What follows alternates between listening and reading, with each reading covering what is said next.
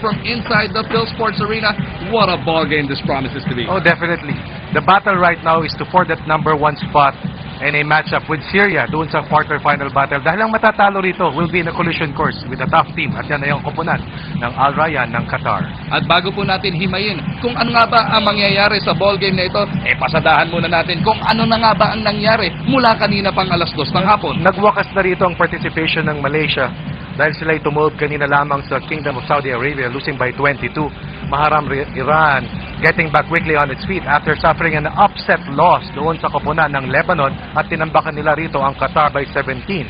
At kanina lamang maguito ang nangyari between Lebanon at ang koponan ng Syria.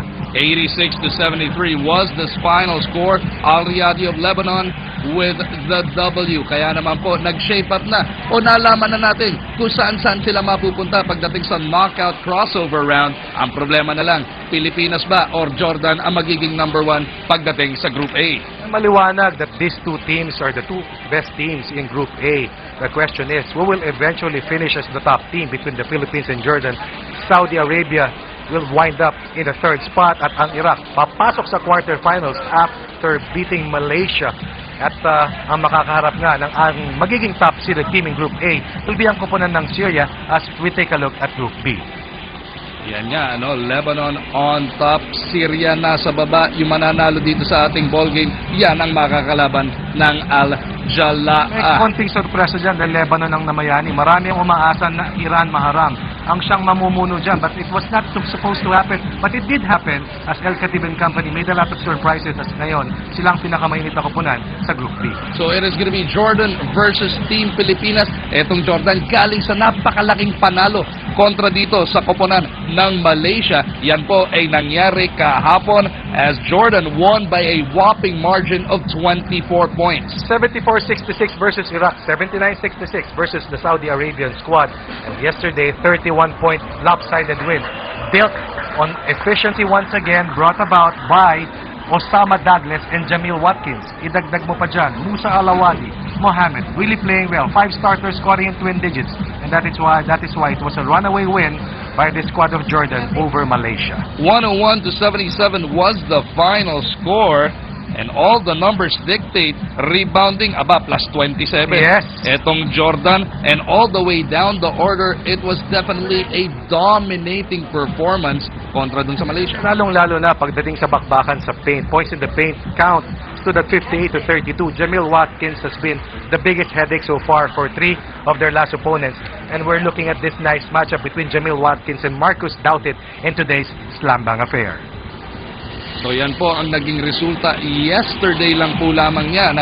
Tignan nyo naman, talagang etong Jordan team, nakakatakot. They started off the tournament medyo mabagal the first 2 games, pero they definitely got it all together yesterday. A majority of the teams understanding the fact that they need to pace themselves, play to the level of competition. Ika nga, kung anong kinakailangan yun lamang ang ilalabas.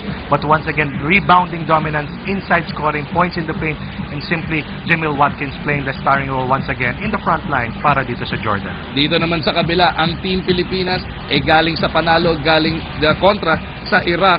Pero ang Team Pilipinas, yung laro kahapon, after picking up their first 2 wins by more than 30 points apiece, kahapon, 10 puntos lang yung naging panalo nila kontra sa duhok ng Iraq. Tama, 32 points against Saudi Arabia ang abante ng Smart Gilas.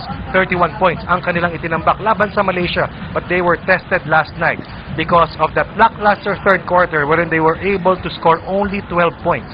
Pero sinabi nga ni Coach Raiko Toroman, against a good team, which is Jordan, they can't afford to have a very slow quarter. They were in dire straits, but they had a very good blitz at the start of the 4th quarter. And eventually, they had a double-digit lead en route to that 10-point win. Only 3 guys scored in double figures para sa Team Pilipinas. Etong ating naturalized player na si Marcus Doughtit, 14 points, 15 rebounds. Pero si Chris Chu, yung revelation, 11 points, 7 rebounds, and 9 dimes. Tying the tournament high na tinayo din ni Sam Douglas. Could be a good matchup between Chris Chu and Sam Douglas. At sinabi mo nga, mababa ang porsyento, mababa ang contribution ng mga perimeter players ng Pilipinas dahil yung 3-point shooting ng Smart Gilas yesterday was at a very low clip. In the first 2 games, they shot over 40% from the 3. And taking a look at the numbers, rebounding was once again a factor for the Philippine team. Pero itong assist count, babantayan natin yan dahil ang Pilipinas ang advantahe nila sa kanilang mga kalaban on the average is about plus 12 or plus 15. And the team concept is always so important para sa Smart Gilas team. The open man gets the best available shot. The only way for the Philippines to win is to play a very efficient team game, shoot well from the outside, and control the battle of the rebounds. So it'll be the battle for the leadership. Yung liderato ng Group A at yung mananalo ang magiging premyo. Yes. Makakalaban ng Syria pagdating ng Biyernes. This ball game coming your way sa aming pagbabalik only here on Active on IBC.